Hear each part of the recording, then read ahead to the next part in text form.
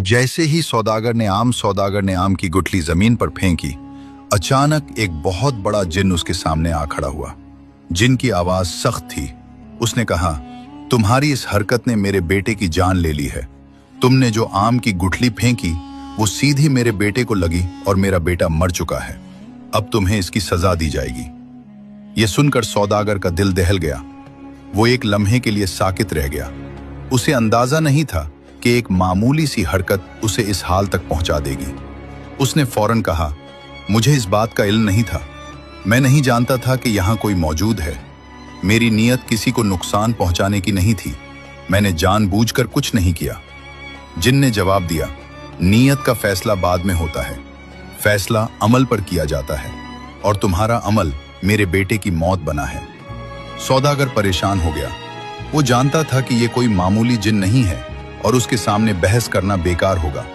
उसने खुद को संभाला और कहा, मैं एक सौदागर हूं। मेरे जिम्मे लोगों के हक हैं, अमानतें हैं और वादे हैं जो अभी पूरे नहीं हुए।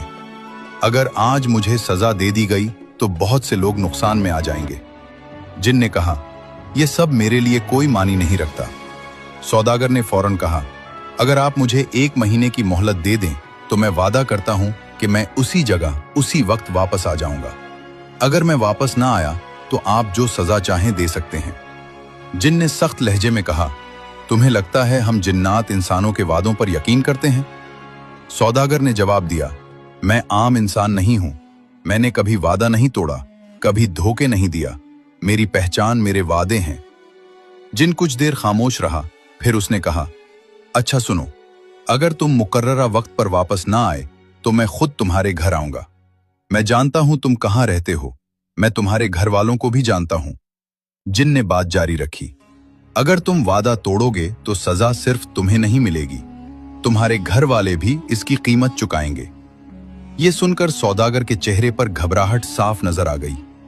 उसने फौरन कहा, नहीं, मैं ऐसा नहीं होने दूंगा। मुझे अपनी जान से ज्यादा अपने घर वालों की फिक्र है। जिन ने कहा, तो फिर याद रखना, 1 महीना, न 1 दिन कम न 1 दिन ज्यादा।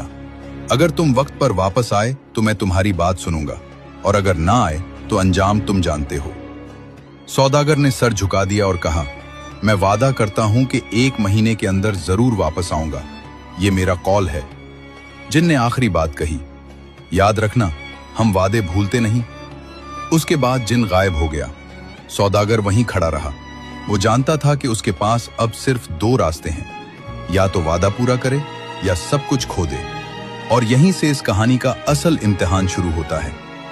सौदागर घर पहुंचा, मगर उसी दिन से उसने अपनी तमाम जिम्मेदारियां पूरी करना शुरू कर दी। जिन लोगों का कर्ज उस पर था वो अदा कर दिया। जिनकी अमानतें उसके पास थीं वो लौटा दी। जिनके साथ कारोबारी वादे बाकी थे उन्हें निपटा दिया। वो किसी को वजह नहीं बताता था, किसी को सवाल का मौका नहीं देता था, बस काम पूरा करता चला जा रहा था। दिन गुजरते गए और उसके काम खत्म होते गए। जब आखिरी दिन रह गया तो उसने घर वालों को बुलाकर साफ बात कह दी कि अगर मैं 1 महीने के अंदर वापस ना आया तो मेरा इंतजार मत करना। उसके बाद वो सफर पर रवाना हो गया।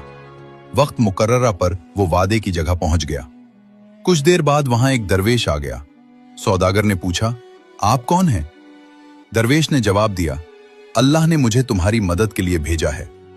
सौदागर ने कोई सवाल